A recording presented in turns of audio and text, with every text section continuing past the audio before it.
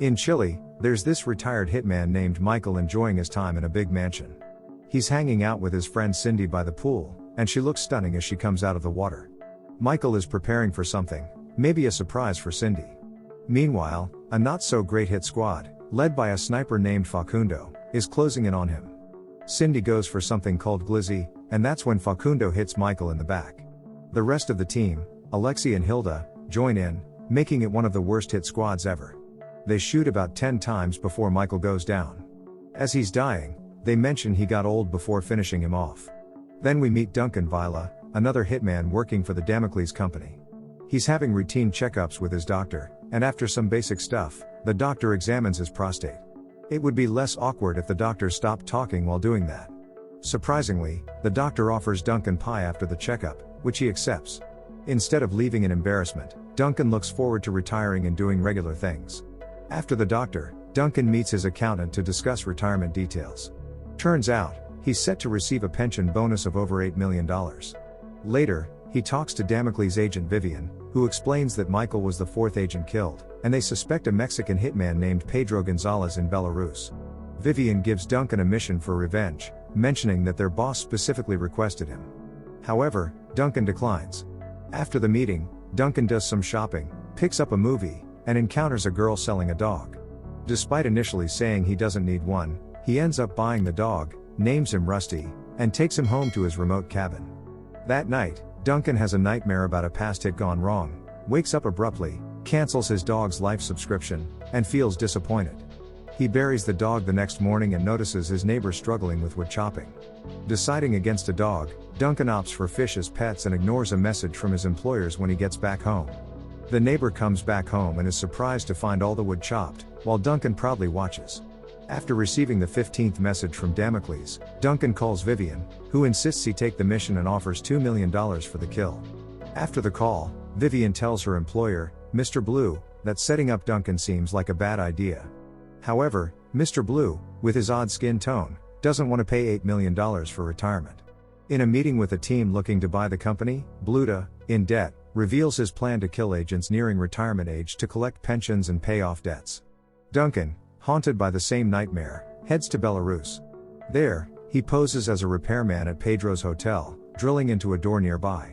Pedro, having a good time, hears the drilling and confronts Duncan. Duncan grabs him, nails him to the wall, causing pain, and deals with his men. Inside the room, he finds a file with his pictures and details. He returns to Pedro, asking who framed him, but Pedro insists he doesn't know.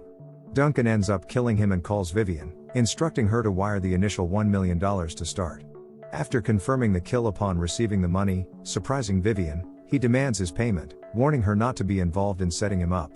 Mr. Blue, in a strange situation with cream being applied to his body, learns from Vivian that their plan failed, and now they have to pay Duncan. Reluctantly agreeing, Mr. Blue plans to send his A-team to handle it.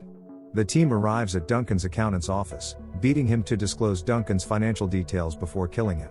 While Duncan is shopping, he overhears his neighbor talking about her chopped logs but stays quiet. It's his birthday, and he celebrates it alone in a dark room.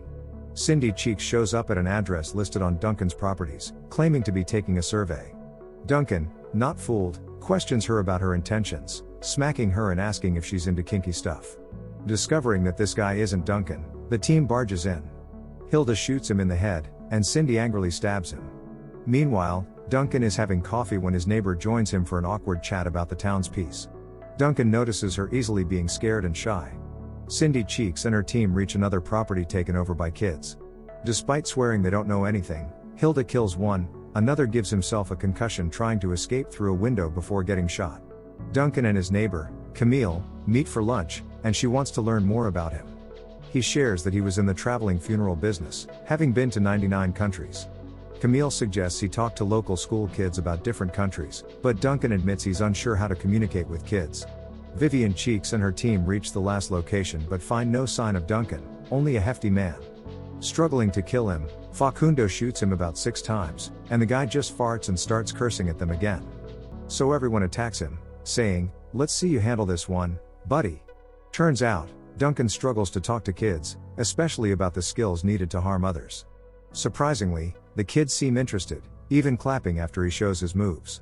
He passes the weapon around, and I think this school might need to be monitored by Interpol.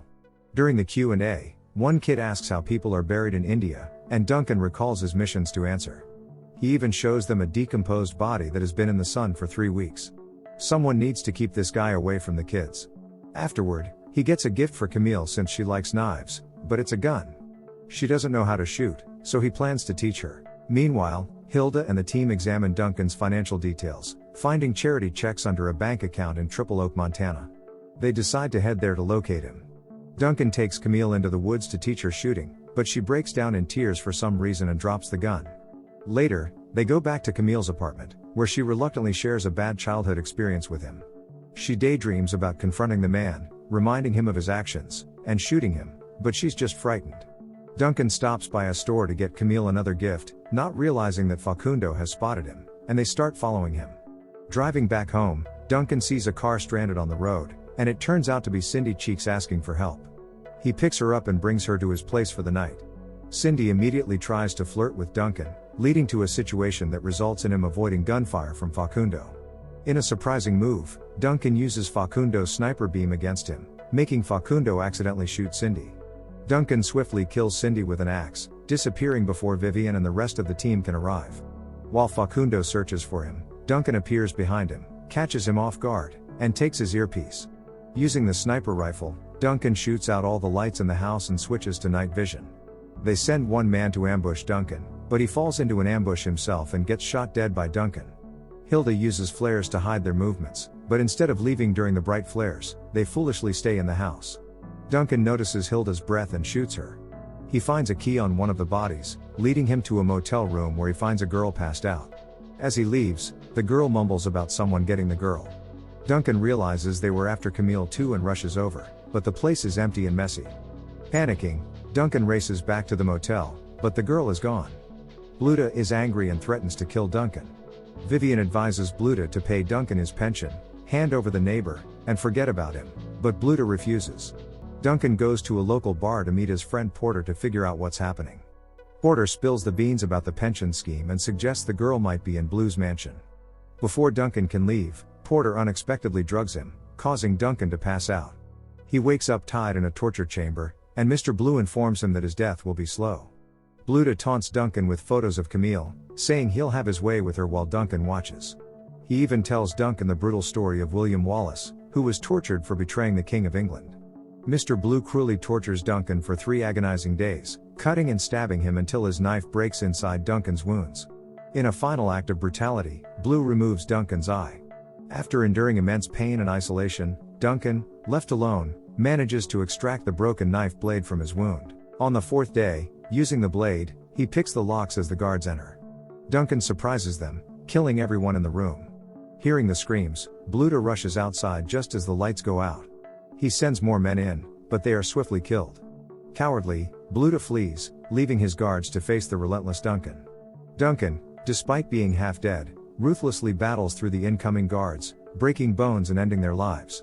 Although he gets shot, Duncan eliminates them all, not even half the number of guards. Battered and determined to save Camille, Duncan staggers across the city, seeking help from an old friend, Jasmine. He calls Vivian, offering to trade his life for the girls. However, Mr. Blue, unrepentant, still wants to harm Camille.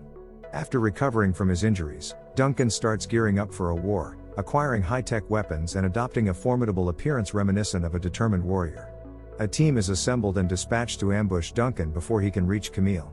However, Duncan anticipates their move and stops at an empty warehouse to strategically set up his arsenal.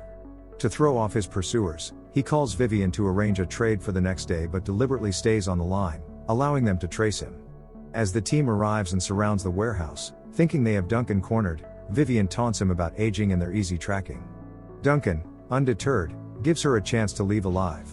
When the team moves into attack, Duncan puts on gloves connected to hidden machine guns, essentially wiping out the entire team, including Vivian. Blue, watching this on camera, has a less than pleasant reaction. Duncan starts cleaning up the aftermath, and Blue, left with only a few guards, calls for reinforcements. Outside, Duncan menacingly walks toward them. The guards, realizing they're outmatched, politely let Duncan pass, bidding him a good evening. Duncan strolls in, grabs a massive axe, and confronts Blue. Despite Blue arming himself with a gun and a knife, His head soon goes flying out the window in the face of Duncan's swift and decisive action. Discovering Camille heavily drugged and disoriented, Duncan carries her out and diligently cares for her at her bedside until she recovers. One morning, he wakes up to find that Camille has rummaged through his belongings. It's then revealed that his recurring nightmare involves him attacking Camille's family when she was much younger, resulting in everyone's death except hers. Camille confronts Duncan, holding a gun and remembering the tragic incident. She questions why he left her, and Duncan confesses that the hit was a mistake due to misinformation. Camille discloses that someone has always taken care of her, paying for her education and more. She traced it back to Duncan. Regretful, Duncan urges her to close her mind and pull the trigger, ready to accept his fate. However, a shot rings out, and she hasn't shot him. Instead, she wants to know who wanted her father dead. Duncan promises that they will search for answers together. Don't forget to subscribe and turn on the notification bell if you want to watch more videos like this. Thank you for watching and see you again soon. Take care.